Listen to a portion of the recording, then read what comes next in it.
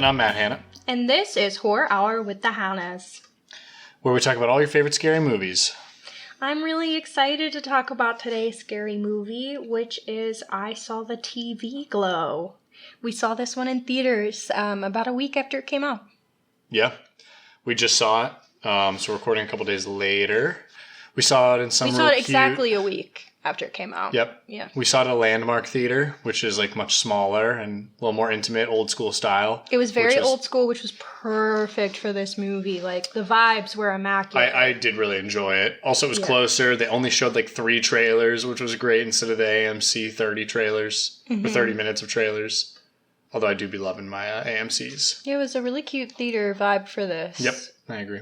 So, not that that super matters to the content of the I'm just telling you what we podcasting. did. Hey man, film is film. Yeah, we were excited for this movie. It was definitely one that we couldn't get like a very good handle on necessarily what to expect from it. I should from say the trailers. We're going to be spoiler free for a little bit, so you can click away later. We'll let you know before we start spoilers. Yes, of course, because we want you to know whether you should or shouldn't see it. You should see this movie. But yeah, anyway, newsflash, give us some background, Hannah.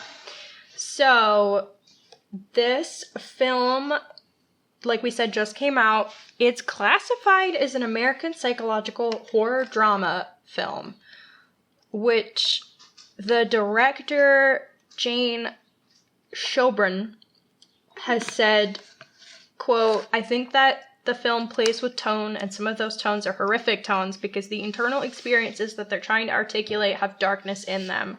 And searching for beauty in something that others feel is grotesque is such a core part of what I'm unpacking through the work."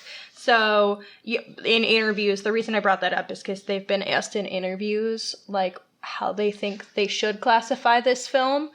And they were basically like, well, I wasn't setting out to make a horror film necessarily, but there's inherently, obviously, something horrific about the experiences being portrayed, which is so true. Yep. And I would say, if you're looking for it, it feels similar to something like Twin Peaks for me.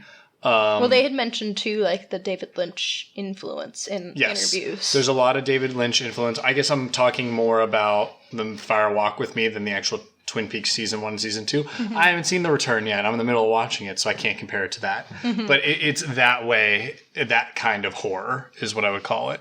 And we will be using, if it wasn't clear when we were talking about Jane, the director, they utilize they-them pronouns, so that is what we will be utilizing when we talk about their work and their quotes. This movie is starring Justice Smith and Bridget Lundy Payne, and in addition to A24, it was actually produced by Emma Stone and her husband, Dave McCary, who they're under the label Fruit Tree. Love that for her. She has great fucking taste. Yeah. I think she just doesn't give a shit. She made her money and is like, I'm going to work on independent things. And well, if you just look at the movies that she's chosen to be in, the director she likes to work with the most. I don't know how to say his name. Yorgos? Yeah. Yorgos. Yeah. Yargos Lanthimos is but it's like... It's a made-up name. I'm kidding. It's not. It's also made that like, up. That's his I'm director sure name. With an accent, it sounds cooler than us with Everything does. Yeah. Stupid American accent. But so she clearly likes cool projects, and I feel like moving forward, if I see her name on something as a producer, I'm gonna feel ready. I'm gonna be down. Also, some fun facts about this movie is that there are multiple musicians who appear as themselves in the film and made music for the film. Oh, these scenes were all very Twin Peaks. Just having like a band play for a prolonged period of time and just showing shots of that. Like, that happens multiple times throughout that show. But okay, sorry, go ahead. It was very cool. Phoebe Bridgers, Haley Dahl and their band Sloppy Jane, as well as Christina Esfandiari and her band King Woman. And they appeared as themselves. Yeah. Yeah. It was really even cool. funnier. Christina and Esfandiari. I think that's right. Esfandiari? I'm so sorry. I have no idea. If you're into you said King it so Woman, low on that last one that I don't know if anyone could hear you. So it's because I was nervous. The last background info I'll give before we go into spoiler territory is that the film takes a lot of inspo from Buffy the Vampire Slayer, which is really funny. The film within the film, or the show within the film, The Pinko Pig, was inspired by The Secret World of Alex Mack, Buffy the Vampire Slayer, and Are You Afraid of the Dark? So one of the two main characters in The Pinko Pig is named Tara in reference to the character Tara McClay from Buffy. And the actor who played Tara McClay is in the movie. Whoa. And the font used in the credits for The Pinko Pig is the same font used in the opening credits for Buffy. It. Yep. So lots of Buffy that'll make info. sense considering like the Pinko Pig feels just like one of those shows. Yeah. Very much has like it's cult following fandom. It's a Monster of the Week type show. Mm-hmm. Yeah. Very cool. So the back of the box summary, which we haven't said yet. So this is not spoilers. This is this back is the of back box. of the box. Which, it's so much more than this. It's actually really funny. The film follows two troubled young friends whose reality begins to spiral when the TV show they bonded over gets canceled. There you go. Yeah, it's exactly what it's about. But it's so much more. It's I know. really interesting. That's nothing. Oh, also, I want to say, I know Justice Smith from like plenty of other stuff, like the D&D movie or Detective Pikachu. I did not know Bridget at all. Did you know her from anything else? Her name's really familiar, but What am I missing? feel like I didn't... Oh, she was in Atypical. Oh. Did she play the sister in Atypical? I think she did. Yeah. Wow. Now I know exactly. That is crazy. She was the runner. Yeah, that's the only thing I really Whoa. recognized her Well- from. I knew her name, and I, like, vaguely knew her face, but I was like, whatever you're doing, Bridget, you're crushing It's it. not a spoiler to say that Justice Smith and Bridget were phenomenal in this. Oh, like- I'm really sorry. Bridget, according to their Wikipedia, came out as non-binary in 2019 and goes by they, them pronouns. As well. Okay. So we will fix that from now on. If I believe I We used probably the did. wrong pronouns before reading. So just We better to check be on Justice clear. Smith before we keep talking too.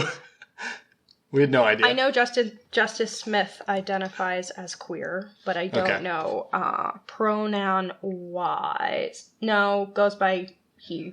Okay, there we go. pronouns, Cool. To my awareness. All right. Okay, so I was saying they're both phenomenal in this. I will say, not a spoiler, I really, really, really like this movie. Like, this thing was like pure cinema to me. Matt had so many feelings. I had so many feelings, but Matt, literally, I thought his brain broke from how many feelings No, he had. I as I've said many, many times, I let the movies in. I like to allow them to make me feel things. And this definitely did. It made me, there was times where I felt like I was going to tear up. Mm-hmm. It made me very sad. Thinking about a certain line from the movie today, we were talking about it briefly before the episode, and I teared up. Oh, yeah? Yeah, I'll say it later. Okay. I know, it's so hard to do non-spoilers, but I will say this movie looks great. Yes. It's acted great. I love everything it stands for and everything it's about. Narratively, love. I'm going It to is break a down very some good of what movie. you're saying, because Okay. you're just saying Yes. every aspect of the movie you like. Yep. So why we like those things, I would like to talk about. That feels like I'd spoil it. No, the visual fine, aesthetic, visually. I think you can even break that down. The colors of the film are really fun. It'll be like a regular ass location, but then there'll be like pops of neon in the background. It's of almost things. like glow. Well, it's glowing. It's almost like Yes. glow in the dark. Yeah, there are There's certain lots of- scenes. There was like scenes with like chalk on a street, but like the chalk coloring looks What are you glow saying? in the dark. Chalk? Chalk? Chalk. It sounded so weird. I was like, is this a Jersey accent thing? No, I don't even know how to. It's fine. You said it's fine the second time. It's like how I say asshole. Yeah. Was I doing that? Yes. Ch- Yeah, you I can do can't do It's it. fine. there are some very cool shots with chalk. That's how I would say it. On Caulk. the road. Yeah. There was like a colors scene were in a great. school where like the vending machine is very like neon pink. There's like tattoo-esque things where Mm-hmm. it's like very neon pink. I really, really loved the way color popped. And I feel like this movie has a really beautiful like texture to it. I was going to say that next. I don't know if it was shot on film. I'm not going to look was- it up. 35. 35 millimeter? Yeah. Oh, so it was shot on film. Now, well, it looks like it. Mm-hmm. That's why it looks so good. All the things I've complained about in other episodes, this one fixed for me. Color grading was great. It has texture. It has like feel to it. I thought maybe it was just because we were seeing it in a smaller theater that I was like, oh yeah, maybe it's a little fuzzier, but it was like the right amount of fuzzy. And all the night shots were lit great. Probably because it was shot on film and you have to actually do a lot of pre-work to make it look good that you can't fix in post when you shoot on digital. That's why shooting on film is good. Yeah, this movie really just... Unless you're Greg Fraser. The visual aesthetic of this film really is stunning. Like, I can't even begin to explain how much enjoyment I got from just staring at the screen. Like, it just, like, regardless of the plot or sound or anything, like, it just looked so great, and I really loved that. Film is a visual medium, and I think people forget often that it's not just about the story you're telling, it's about how it looks too. Yes. And how you're using the medium to tell your story. Yes. Don't forget. I also really enjoyed that this was very surrealist. Yeah, it was Lynchian. Yeah. Yeah, that's like the best way I could put it. Lynchian, but maybe not as absurd. Like, I actually find this movie to be very straightforward for the most part. Yeah, it is. Compared to some of his work, even though I love his work. I enjoy all that. What else? Oh, you said the music was good? I think the music was great, which I think it very much fits in... Like, the style of the music fits with the visual aesthetic really well. It, like, feels like an indie festival. Okay. And I love. And I think that was what Jane was going for. Obviously, like, they had the music commissioned for the film in that style deliberately. I think that all, like, ties together very well to give, like, a specific vibe. And I loved that. Something else that I know you touched on when you were basically giving, like, a very quick list of every facet of this movie saying you like them. Yeah. I did really like the performances, like you said.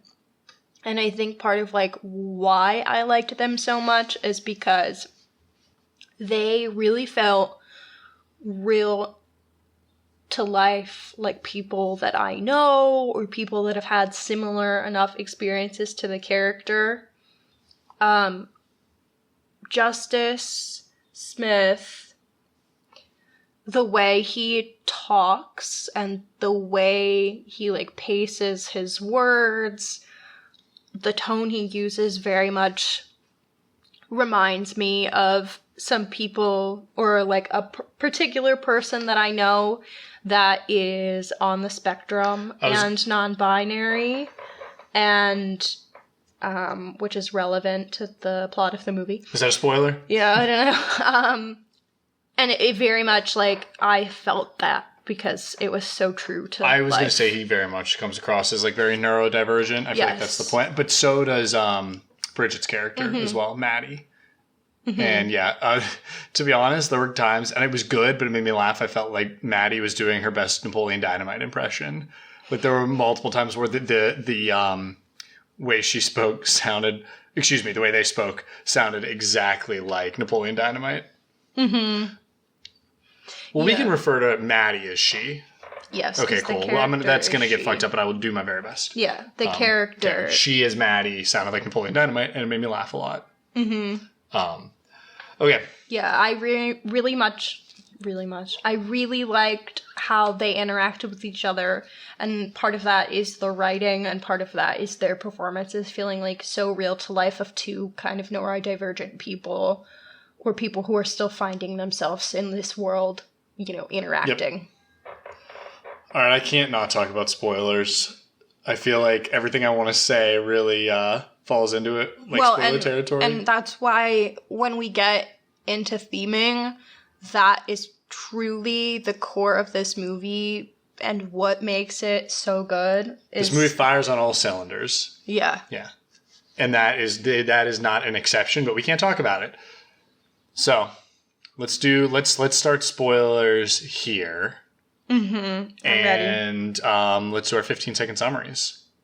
I feel like doing a 15-second summary for this movie it's going to feel like a disservice to the movie. Sure. I literally don't feel like I can do it without I'm fine being cutting a it out of this dick one. bag. I kind of feel that way too. You want me to just read the whole summary? I think then? you should just go for the summary. And then once we read that, let's hit them with. I guess most of the background that was critical, that was a spoiler, was already said. But here. No, I have some background Oh, you that do? is very, very, very based off there the we go. plot and Perfect. the content. Okay, I didn't Yeah. look at you. Look at that prep.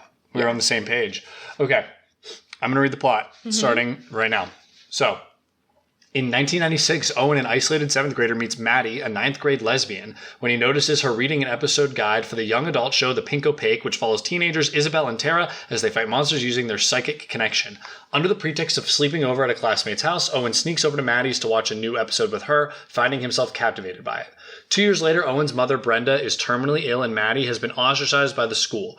With Owen unable to watch the show live due to his father Frank deriding it as a for-girls show, Maddie tapes the episode for him to watch later. Owen comes to her house to watch a new episode where she draws the symbol that connects Isabel and Tara on the back of his neck. She resolves to run away to escape her abusive stepfather and asks Owen to come with her, which he commits to but later backs out of. Owen's mom dies later that year and Maddie vanishes a few weeks later while The Pink Opaque is canceled after 5 seasons. Now, 2008, Owen still lives with Frank and works at a local movie theater. Maddie reappears one night and takes Owen to a bar out on the outside of town. She insists that she has been in the world of the show. Owen then watches her tape of the show's finale. In the episode, Isabel and Tara have their hearts removed by the show's main antagonist, Mr. Melancholy, and are fed his poisonous Luna juice and are buried alive. The episode implies that Owen is an unconscious Isabel, causing him to panic and shove his head into the TV screen. Frank pulls him out and forces him to wash himself as he screams that he is not living his real life and vomits up Luna juice. In the present, Maddie explains to Owen that after leaving, the feelings of isolation and falsehood she felt at home followed her, so she paid a man to bury her alive. After eventually suffocating, she woke up in the Pink Opaque as Tara, claiming that they are currently in Mr. Melancholy's midnight realm, where people are sent after drinking the Luna juice. She pleads with Owen to bury himself with her and start season 6 as Isabel before he suffocates from being buried back in the Pink Opaque world. But he panics and runs home. He waits for Maddie to return to force him to bury himself, but he never sees her again.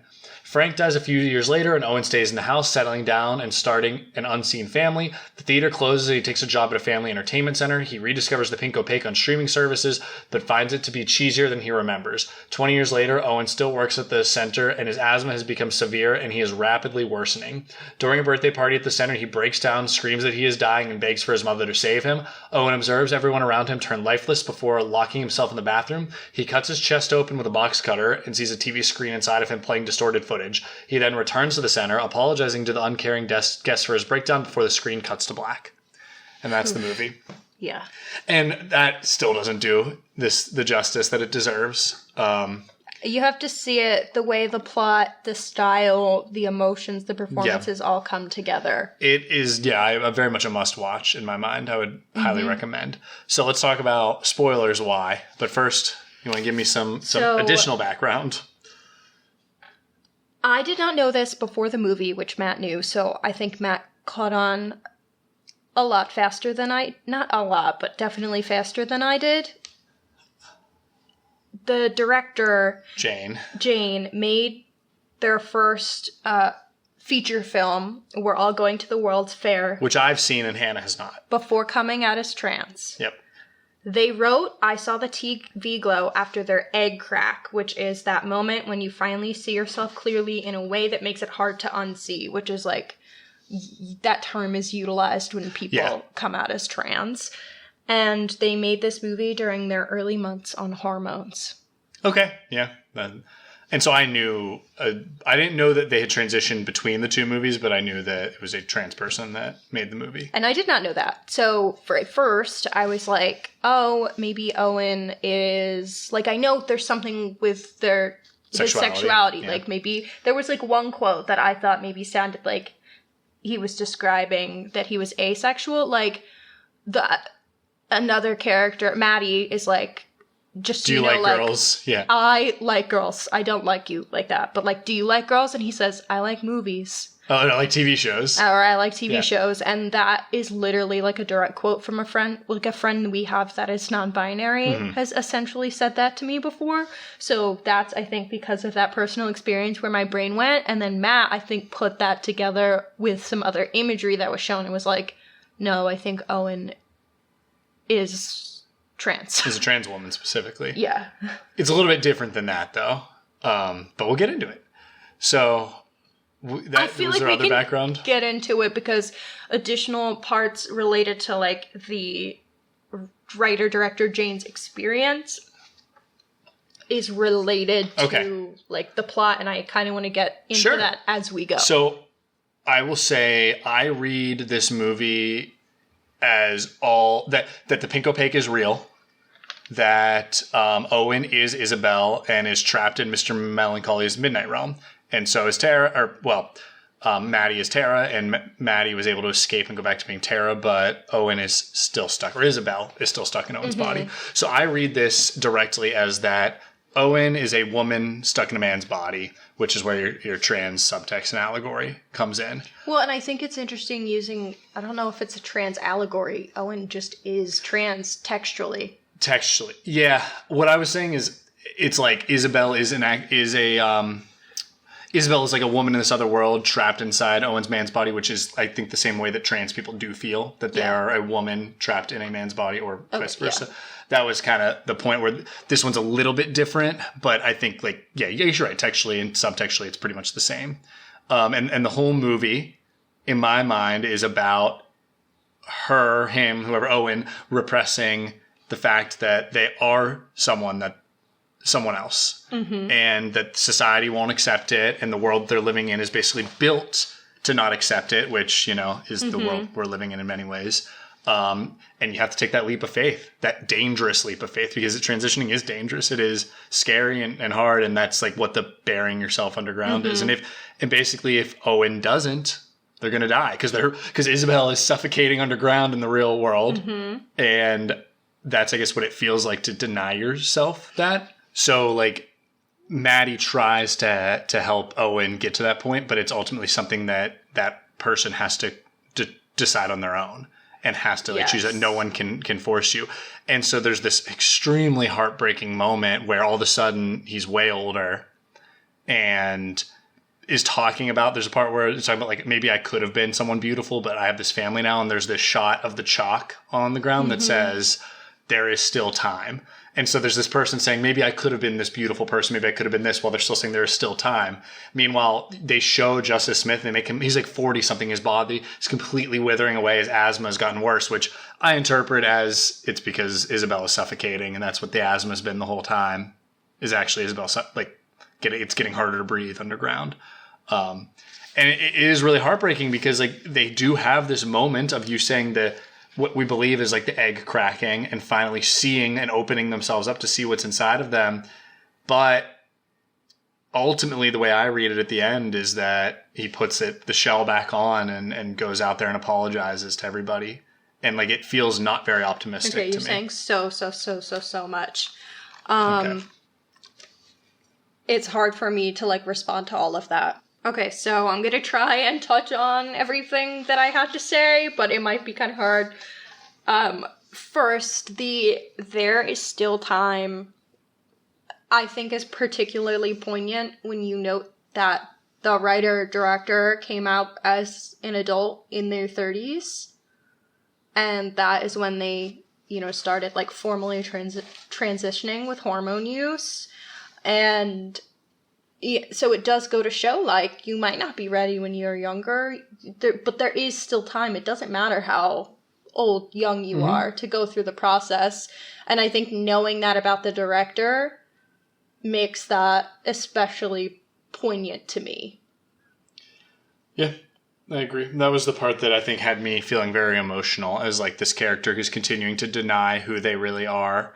But it's, like, written right on the screen and right in front of them that there is still time. And they just continue to not go there. And it makes me sad. I also will say I think that this can be read as really anything about being who you want to be. It might not have to be, like, transitioning, although that is how it relates to the actual writer. I think it's very clearly in the text that that's what it is in this case. But yes, that lesson applies. I'm saying it's based on the director/writer's. I mean, no, the character is trans. Like, that is fine. What it is in the text. But yes, that message applies subtextually to anything. Yeah. Be who you want to be. Be who you are. Is kind of like what I took away. And now repeat what you were saying about the ending, because I had a response to that, but I don't remember what you said. I find the ending to be very not I find the ending to be a call to action to the audience of be yourself, be your truest self. But unfortunately, Owen, I don't think ends up taking that message, and it's almost like this character is a warning to the audience because he does choose to like kind of put the shell back on and go and apologize to everybody who doesn't really give a shit about him. He basically walks around being like, I'm sorry for my outburst. I'm sorry. And no one cares. No one cares about the agony he's going through. But I also think I understand. So people on Twitter read the ending as hopeful. And I think if you're gonna read it as hopeful, it's that he has in the bathroom had this moment of opening his chest and seeing a TV screen inside of him, which is like him still coming to terms with the fact that he is trans. Or is Isabel. Specifically. And I think you can read that as him like apologizing to other people when he walks out. But it's like people don't give a shit because they shouldn't care, because that you should be allowed to have whatever identity is your identity. I don't, because I believe he's still in Mr. Melancholy's midnight realm. I think that everything there is like an oppressor to him. Mm-hmm. So I don't read it that way. I very much see it as like you are apologizing to this world that doesn't give a shit about you. And it's like he's still stuck, unfortunately. And like still hasn't taken that leap. However, instead I see it as, I saw it the way you saw it, as he's basically just like panicking and apologizing for even questioning himself. Yes. I think that, as I've said before, his ending is not optimistic, but the message, the audience's ending is optimistic because it's like it's a fable almost. You know, like you read all those fables back in the day and they're all warnings, right? And this is a warning to, if you are not true to yourself, like it's going to kill you, right? You are going to suffocate and like the world is going to crush you around you. And like, but to be true to yourself, you are going to have to take a leap of faith. You are going to maybe have to do something that is scary or dangerous. But in the end, like it's that or it is death is the way I kind of read this. And I found that to be very profound. Saying or it's death is maybe dramatic. For some people, it's not. For some people that is what it is. But not necessarily. Sorry, I would say, fine. It is going to be, you're going to wake up 40 years later, like he does, and realize the life completely passed you. And that the family he's like, oh, I care about my family. We don't even see the family. So it's like, they're not even that. I think that's part of it is because we've never met the family. We don't really know. Like, obviously, he's not being a reliable narrator there. We don't know if he's happy. We don't even know if he actually has a family. And those things don't actually matter. It's more just about how, like, life has passed him by. And he clearly, from his own behavior and panicking and the things he says, isn't content or happy. Yes. But there is still time, which is what I take from the movie. I would say another thing I read a little bit was about how passivity is also a choice. So like by not choosing or not like accepting, you're still making a choice, right? Yeah. And that is like how he kind of ends up like rotting in his own body by the end, is to refuse, as you said in the beginning, when she's like, oh, do you like girls? Do you like boys? And he's like, anytime I've thought about even trying to like open myself up to look in and decide, it makes me want to like scoop my insides out and vomit. And by like choosing never to really even speak with himself or have anybody to speak to beyond Maddie has like led to this passive choice. Yeah. And this movie's really cool. Yeah, Sorry. like ultimately for these characters, this film is about like what it means for them to be trans and what it means to like change your life and choose to transition or not. And if it's choosing to transition, what that means for the change in your life, or choosing to not is choosing to slowly suffer and or die as he's doing. Or be buried underground as Isabel. You know, that's like that. Yeah. I also find that really fun. Like the themes are great, but textually to read it that way, it makes everything really interesting to be like, oh, the real world is this magic world. But that I guess the real world is magic when you like choose to be who you want to be. And I do think there is room to like understand it as like this is literally the reality is that their life was the Pinko Pig, but that you can also see that as a reflection of, like, how he was feeling or how what Maddie was discussing made him feel. Like, the real you being buried alive can just be a metaphor with what he's going to, not necessarily that he is literally being buried alive. It's more what he's feeling, because that's what it makes you feel like if you don't accept your real identity.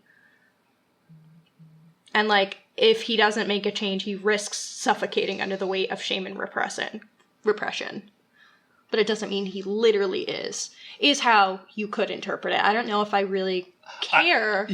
I don't like that. I mean, that's fine. That is part of it. I think it works better for me when I'm like, no, the Pinko Pig is the real world. He's stuck in Mr. Melancholy in the name. That's, like, not even hidden, you know? Yeah. Like, he's in this depression world, this midnight realm, when really she should be out in the Pinko Pig world and not buried underground. I want to touch on some stuff that aren't themes, because I think we nailed them, and I think we could probably come back, but... Well, I did want to talk about what the writer-director had to say. So,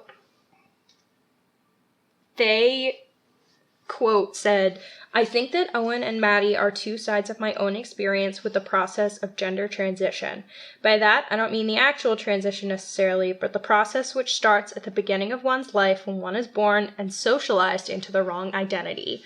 The two characters and the two characters in the TV show have two different responses to this destiny. Owen and Isabel are scaredy cats, afraid of their own shadow and hesitant to jump into the unknown, and Tara and Maddie are badasses. They are someone that's willing to trust their inner voice and this understanding that they have that something is wrong, and they're willing to journey into the unknown. I don't want to speak for any other person, but for me, in my own unrepression in the early stages of the transition that this movie was written to capture, both these perspectives were very present for me." That's really cool. It's pretty neat to have their entire, like, this is what I was feeling, how I wrote it, but yet you can still, like, kind of interpret it in multiple ways.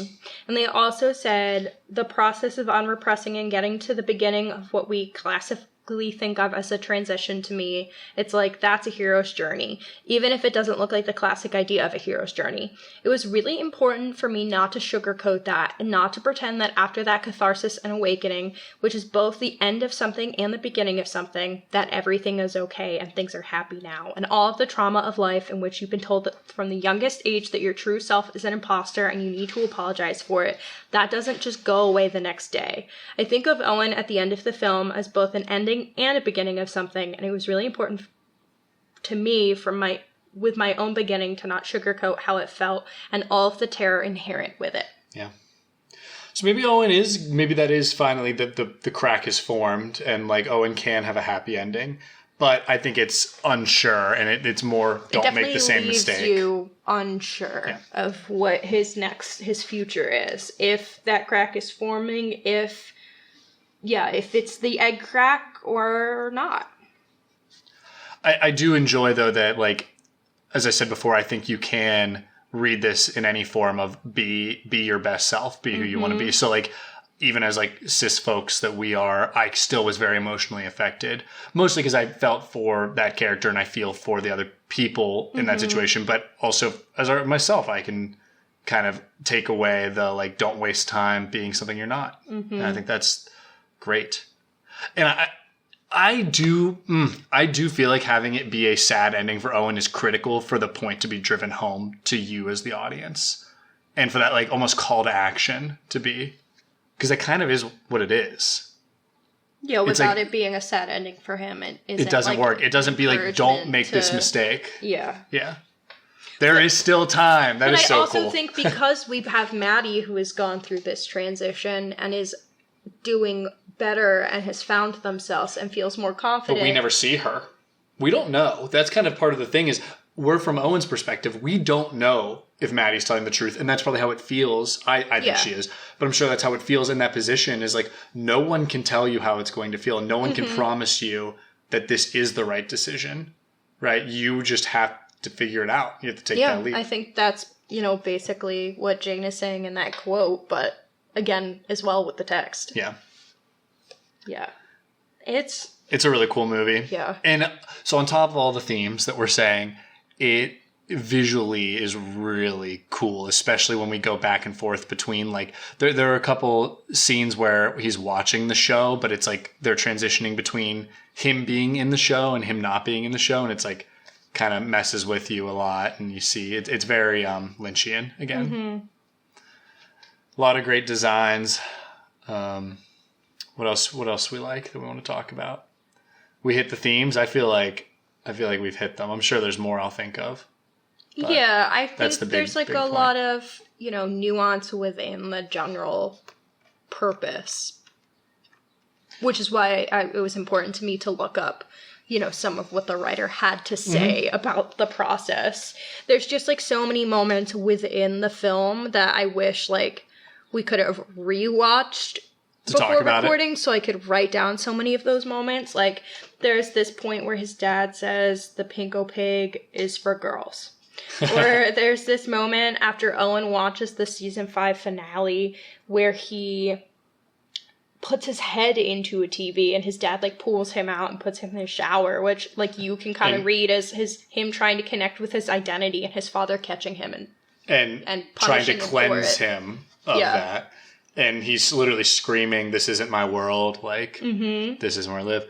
I also said in the car on the way here, on the way home, that the one person in his life other than Maddie that I think would have supported him was his mom, who But I think dies. even his mom is so, like, passive and is like, whatever dad says, whatever dad wants. True. And that's why he's never been actually comfortable enough really coming out to to speak her with either. her. And even when she's, like, dying and she's trying to talk to him, he, like, is kind of ignoring and, like, isn't really confronting his feelings. Well, I think because he has just a really hard time confronting his feelings, period, no matter what they are. Yeah. Yeah. I'm sorry, I froze there. I wanted to say something and I lost it. That's okay. Happens to the best of us. But yeah, Justice Smith just kills it in this role. I think there's so many of those little moments that are all really meaningful. So this movie opens up with a scene of him as a child playing under one of those big balloony things. Do you remember in the gym? Mm-hmm. What do we call those? Parachutes. Yeah. It was like the group parachutes. We had just looked up some, like, terrible Twitter takes before starting, and we noticed the colors of the parachute, and I looked down and went, oh, fuck. Like, how did but in the moment, obviously it's so early in the movie, it's primarily the colors of the trans flag. But that's like a moment where he seems, I don't know if that's the awakening or what, but he seems like kind of normal. That's like a fond memory. But it seems like outside of that, he has no good memories in this midnight realm, as I believe it to be, other than Maddie and the Pinko Pig, because the Pinko Pig, was him, but also showed him something about himself that he didn't know. He wanted to be Isabel, or is Isabel. Mm-hmm. And maybe that's why later, when he goes to watch the show again and it sucks. It sucks because he's now suppressing that part of himself. Yes, suppressing completely. Because the cracks formed, like, with Maddie because he found this other person that was like him. Mm-hmm. And then when she's gone, he has no one else. Yeah. Dog, you need a therapist. Yeah. My poor bud. Although, who knows? I'm sure there's been plenty of times where that didn't work out for people either. But I would say that's... Yeah, this was the 90s. I don't know how that was going. Good point. It was 2008 later. Still might not be great. Yeah. Well, no. Primarily when he's younger. This is the 90s? I think it's the 90s. Yeah, I think it starts in 95 or something like that. 98, somewhere around there. It's very much like the film ends up being about, like, discovering queerness but not having the language for it, which is why when he talks about, like, wanting his chest feeling and, like, wanting to pull everything out, I think that is very much about his, like, inability to have language to describe how he's feeling, but then also because he doesn't have, like, the safe space to talk about it. He lives in a world that's not built for him. Which is the Midnight Realm, maybe. Like, there's so many... It all reads... I think it's actually a very easy textual and subtextual read, which is fine. Like, I do think it's, like, there to punch you in the face. Although, Actually, I do have a terrible Twitter take for us for later. I thought of one. Remind me. What do you mean you thought of one? One I read on found Reddit. one? Oh. Yeah, like days ago. So, Okay. That's a commercial to keep listening. Okay. Did you have any favorite scenes or scariest scenes? There is still time.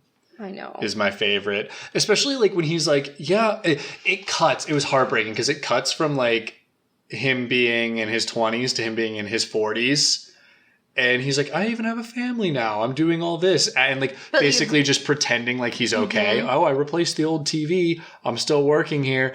And like talking about like these feelings and like the repression that they've been doing. And then they show this shot on the screen that just says there is still time. That's like smacking the audience in the face. And it just like really like hit me. I really liked it. Earlier when we were talking a little in the car and I was like reading some stuff. When I thought about that line is when I started tearing up. Because I was like, we needed that. Yeah. Like, anyone who watched this movie deserved to see that. Yeah.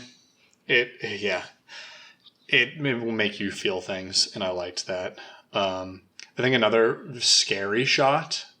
Or very Mr. good shot. Melancholy and the moon juice and all that. There was some really scary Mr. Melancholy stuff. That wasn't what I was going to say, There was a lot of really creepy imagery in this, and I meant to say that as like one of the pros without spoiling anything. Just like the imagery itself will make you feel unsettled.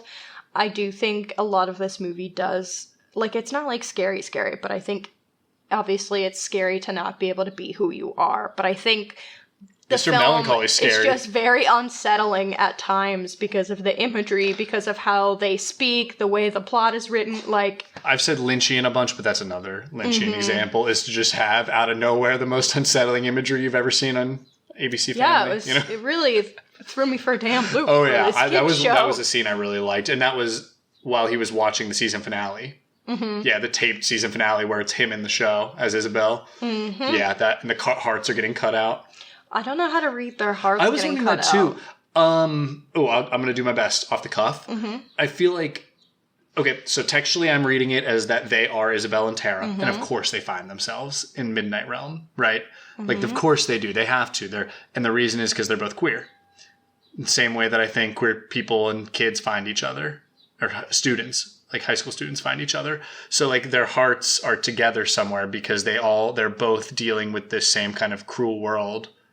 And they will find each other, so their hearts are together. So also maybe they're buddies. I don't know, but they're buddies. So then I do really enjoy. Like I'm sure that they were not supposed to be able to find each other in this Midnight Realm, but they do because they are the same, or not the same, but you know what I mean. So the hearts are out there somewhere, and they gotta go back and get them, I guess. But beyond that, I don't know how to read it. That was really the only thing in this movie where I was like, I don't know how to read that. The hearts are together still. Okay, no, I was going to say the other shot I think that's really unsettling is there's the shot of the grave that she dug outside the school. Oof. Which... It's interesting because there's only one. They were going to bury themselves together. Together? Yeah. Well, I don't know if it was clear that they were going to put themselves in the same hole. Oh, I assumed they would. I assumed they put themselves in separate holes, so I thought it was interesting that they got to get back together. Tara's been out there without Isabel for how long? I know. I just thought it was interesting, and I didn't know if that meant something. That there was only one, but I guess maybe it doesn't because they would have done it together. I don't know. The real theme of this movie is that all queer people can do telepathy with each other. Uh-huh. That's what we're missing, actually. Did the summary even mention the telepathy? Kind of. I mean, it's the telepathy of Tara. And, yeah. Okay. Because I was going to say, if not, so. This is going to Psychic powers. So out there. It's that meme where, that stupid one where they, look at the cover and it's, it'll the arrow will point and it's, the straight theme and then the theme that goes over their head and it's the theme going over the head is that queer people are telepathic. Yep. Yep. Sure. Okay. Yeah. There's at least one listener that knows what I'm talking about out there. Okay. So, I was trying to say, though, I kind of find that shot to be... This is where I get a little bit weird with themes and the burying, is because to me that kind of is alluding to suicide in my mind a little bit. I struggle especially with that outside a lot. the school. Yeah. I struggle with how to interpret I think that can be a conflicting theme, is the imagery might be about that, but like the actual narrative of the movie is a little bit different because they do need to bury themselves, which is the leap of faith to go on. Yeah. I think that shot is more to just maybe make us think about that. Like, and maybe just scary is to just think about, like, we do know that, like, trans people that don't transition, like, suicide rates are much higher. Yeah. And usually it's young people. So to have the backdrop as a football field at a school makes sense. And I think maybe it's not subliminally, but, you know, trying to drive that point home a little bit and make us kind of think about that. But I'm not sure. Yeah, I think that's part of with the whole you have to bury yourself alive, aka die by suicide. But like obviously that's not what it literally means. But in my brain when it happened, I was like, the fuck are they trying to tell me? Yeah. And I think I really struggled with that for a couple minutes there. Yeah, I think it was just the best way to be like, you have to fully commit. You have to do something that is dangerous to you and have to fully commit to, like, get to your true self. Which, when it is, the subtext is about transitioning, that is true. Like, there's, like, no halvesies, yeah, right? like, that changes everything. Unless you're one of those people where you go by different pronouns in different places, but that's not the... Yeah. I don't think that's the experience. But it's for also most people. Internally, you kind of have to fully commit. Mm-hmm. And also, it is dangerous for you. Mm-hmm. And it is like you said, cruel world out there. And that's, I think, kind of the point. But Maddie says... Well, and that's why there's, like, this...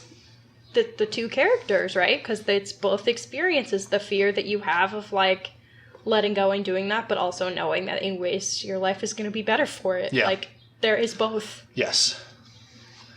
Well, those are the scenes. Do you want to talk about some terrible Twitter takes, or do we have other things to say? What was your terrible take that you thought you saw? It wasn't terrible. It was actually reasonable, but I think they're wrong. Basically, they said, I don't like how this movie, I needed to know background about the director to understand it. Oh, no. And I was like...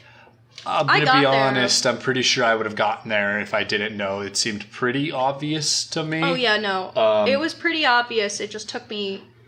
Matt got it before it was obvious. Yeah, because I knew. Because he knew. I will also say, like, the subtext of this is not hidden, but I think it kind of is purposefully not very hidden. It kind of needs to punch you in the face. Mm-hmm. But, yeah, them saying that I thought was kind of a bad take. And it was like, dog, like, you might have bigger... It's a skill issue if you didn't get... to hear without knowing about the director. Yeah. Oh, I was also going to say it's interesting that the two main characters are also queer people. Mm-hmm. Yeah, that's definitely purposeful, I would imagine, when casting. Justice Smith rocks. Big fan. Yeah.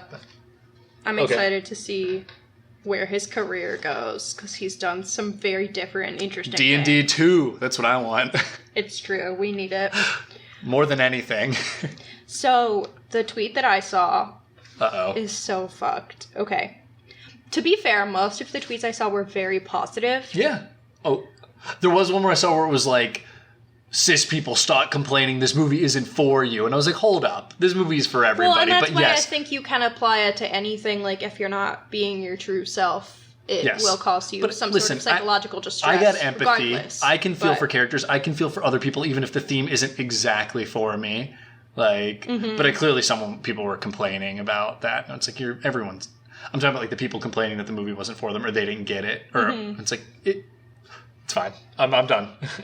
This tweet says, "It sucks that I Saw the TV Glow was so poorly executed, it lacked any kind of emotional depth." Hello? Did you watch the same movie? Does this person have a single brain cell? I'm confused. Literally, I can't think of a single bad thing to say about the movie. I think it was so well executed, and I felt like that from minute one. Yeah, I would like to have a conversation with that person. I would like to know why they think it was poorly executed, and I would like to know if they've ever felt an emotion before, because this movie that person had the feels. might be a serial killer. Yeah, they might, truly. Yeah, let's diagnose them with sociopathy. Yeah, we can't diagnose someone without having met them. Well, I can. I can ethically. Yeah, I can, because I don't have any ethics. I'm an engineer. Yeah, like your code of ethics is a little different than mine. But I'm officially diagnosing them. You heard it here first. I don't think you're qualified. Name their Twitter. In any way. Name their Twitter. Don't name their Twitter. I'm not going to name their Twitter. That feels rude. But you're so not correct, homie. That's even hard to like talk about because they didn't elaborate. Did people at least flame them a little bit? I don't know. I didn't look. No, they got 3 likes and no responses, but 483 views. Yeah, that's just a terrible take. I mean, that's fine. That's your opinion. I think that you might need to have your eyes and ears checked. I think I was going to say maybe your emotions checked. Visually, story, performance, music, I'd like them sound, to take the dark triad test. Like literally every aspect of filmmaking put together was very, very well executed. Like if this movie was a mainstream film and not in the horror genre, this shit would be up for everything. I just don't get it. Yeah, this should be up for some stuff. Saying it's poorly executed, but... Alright, can I palate cleanser? We both saw this tweet, but I need to read it because it's so funny. Mm-hmm. It's a screenshot where someone basically saying, I saw the TV Glow in theaters now, and it's a screenshot of a tweet that says, I'm probably non-binary, but I have a job, so I don't really care about that right now. Yeah, we laughed out loud when we saw that because that was... Yeah. Yep. That was him working at the movie theater, and with she Connor shows up. Wait, can we talk about Connor O'Malley's in this? And you were like, didn't even know who that was, and I literally I was like, that's Connor O'Malley, which it makes me think even more that he's living in the fucking midnight realm, because any world where Connor O'Malley is your boss and not aging, like you're in the midnight realm. Connor O'Malley, I just look him up. He's a funny comedian. He's really good in this, and I was very happy to have him. I have one complaint about the movie. It wasn't an issue for me, but it will be an issue for some viewers. I think it's a slow burn for like the first half. It takes some time to really get moving. However, I'm very interested in everything going on. Yeah. But because any of the more unsettling or scary things don't happen for the first half, I found myself like getting a little antsy. I was like, here we go. I definitely didn't, but I do see how it would for some people. I wouldn't complain because I'm not baby brained, but like I do think that some viewers with baby brains will find it slow. I think when a movie looks this pretty, like you can deal with it. Yeah, I'm just like, okay, sure, yeah. I do agree with that. Great. I've seen plenty of slow moving, life-changing movies, so. A Ghost Story is literally like the slowest moving fucking movie I've ever seen. That movie and it's is stunning. Amazing. Here's the thing. It is slow. It doesn't hit the life-changing portion until the credits roll, and then you're like, oh my god, that's one of the best movies I've ever seen. So I need to rewatch. That movie is the least accessible movie I've ever seen. But like, I feel like the whole 90 minutes, you're like, and then when it ends, I'm like, oh my god. Like, it's more about... It's about the destination, not the journey. Yeah. No, it is how it makes you feel, but I'm saying like I think once you've consumed the whole thing, that's when it actually works. But like that first watch is hard. However, I highly recommend A Ghost Story, especially if you've dealt with any grief or anything in your life. It's gonna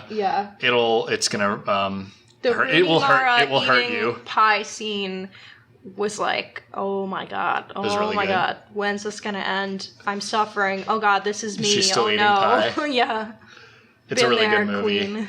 Yeah. Kind of similar, actually. Like, not entirely, but like kind of a similar feeling. Might make you have the same emotions, yeah. Yes, this one's faster moving than that, though. Mm-hmm. Yeah. And then when things go to town, they really go.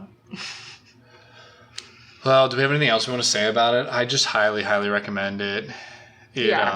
It's really fantastic. I said, this is cinema. I love seeing stuff like this in theaters. I like that stuff like this is getting made. My 2 favorite movies of the year so far in this genre would be I Saw the TV Glow and Late Night with the Devil. And this I'm sorry, Late Night with the Devil doesn't hold a candle to this movie. This is a better made film, but I think it's partially because it has a lot more to say. And the surrealist... And it looks better. I thought Late Night with the Devil looked great. But... Acted... Well, David... Yeah, I'm not gonna go into how do I say his name again? David what? Duchovny. I'm thinking of from Twin Peaks brained right now. I'm thinking of Denise from Twin Peaks. Shit, that's funny. You know what I mean? Yeah. I think this is significantly better. And I probably gave that like I rated that movie. To an 8. I need to lower the score on that as the year goes on. Sorry. Wow. No, I still feel like that's a really solid 8. I just would put this higher. Yeah. Okay, I'm ready to rate. What are you rating it? I'm giving it I'm going to break my rule and give not a quarter rating. I'm going to give it a 9.25. Why that? Why is it not a 10? It's fantastic. Let's go there first. It's fantastic. It's really good. Sometimes a 10 is just a feeling. And my feeling is that it's not perfect and it's not a 10. However, it is quite good. It does not change my life the way that some of the 10 movies I have seen are, but I can't really tell you why. Mm-hmm. But it's still very, very, very good. To be fair, I do think if you are feels higher queer or like identify as trans or non-binary, I think this movie is life-changingly beautiful. Or could be. Yeah. I'm not going to like say that because I don't know, because that's not my experience. Speak for everyone. I don't want to speak for everybody. But I think like if this were something I deeply related to, I see it being a 10. And I love that it was made to capture a real person's like experience. But yeah, it's not a 10 for me. Yeah. But it's still fantastic. So it's like, that's why I said 9.25, because I was like, it's a little better than a 9. I think it's hard because I definitely want to rewatch it, but I don't know how much rewatchability it'll have past 2 or 3. I disagree. For me. Oh, okay. I don't know. It's a movie that makes me feel things. That has plenty of rewatchability. Yeah. I would probably go with like a 9.3, 9.4. Well, instead, you should watch their other movie. We're All Growing to the World's Fair. Yeah. I watched that without you, and it's good. Yeah. It is much slower than this. However, it's good and also very sad. Yeah. I would like to like put it in context with this movie and their life experiences, and I feel like I'll enjoy it now more than I would have before. That one's definitely more about loneliness, I would say. But you will see when you watch it. All right, what are you rating it? I just said it. Oh, my bad. Like talked over it. I said like a 9.3, 9.4. 9.3, 9.4. So just above me. Yeah, at first I thought maybe a 9, but then I realized like I loved everything about it. So it's hard to... But again, it's the feeling thing. Yeah, sometimes you just see something. Maybe 9.2. I don't know. Somewhere between a 9 and a 9.4. And sometimes I rate stuff 10 when I shouldn't. Midsummer, I walk away from Midsummer, that's a 10. Every time. I've given stuff a 10 that's not a fucking 10. But there's also a horror movie 10 is different from a drama 10, which is maybe not great. This is a drama too.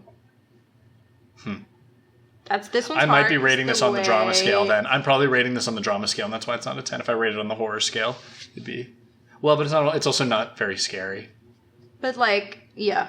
Yeah, this one definitely defies a lot of genre. It defies I don't think it wasn't supposed to be a horror movie. No, you said that, I right? read that quote that it wasn't intended to necessarily be a horror movie, but if that's what people want to consider it, they understand that because it is tackling these really horrific things. Do you think we'll see this movie come award season, or do you think it's too early? I think, 1, it's too early. I think 2, things that get the late horror label thrown at it don't do well critically, or like not critically, but during awards. I think maybe it's too niche or surreal for it to get like the buzz that it deserves to have. Got it. Okay. But I would love to see it get represented. I don't know what it would be though, because it's not going to be for acting. It's just not. No, it's wouldn't. Not going to be. I would love screenplay. I would love that. Best director, possibly. Her had like an amazing screenplay, which is also kind of quirky and out there and different. So I could see it maybe picking up in that, and that would make me happy. That would make me happy, but I don't know. Well, I'd highly recommend it. I think it deserves it, but support cinema, support movies like this, support indie art. We want more stuff from Jane. Yeah, is this considered independent? I guess it is. Mm-hmm. Okay. Even though it's A24. Does it still fall into independent? I guess it's independent, then A24 picks it up to produce it, right? I don't know how that works. I don't know how this works. We're stupid. It's giving indie, okay? We're dumb. We're big dummies. This movie's really good, and we're not dumb when we talk about it, though. I felt kind of dumb. This movie, like, as much as it's very on the nose, there's also things about it that do go over my head, and I think are very open to interpretation. Yeah. But the core of it makes you feel things. All right. You got anything else you want to say? Go see the movie. Go see the movie.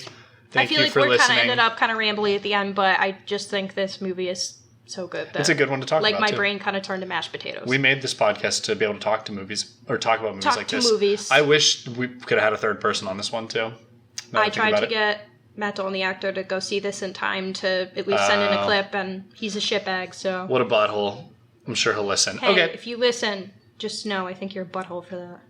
Right. Prioritize me. We're done here. Okay, I'm Matt bye. Hannah. I'm Hannah. And this is Horror Hour with the Hannahs. And we liked this movie a lot. Okay, bye.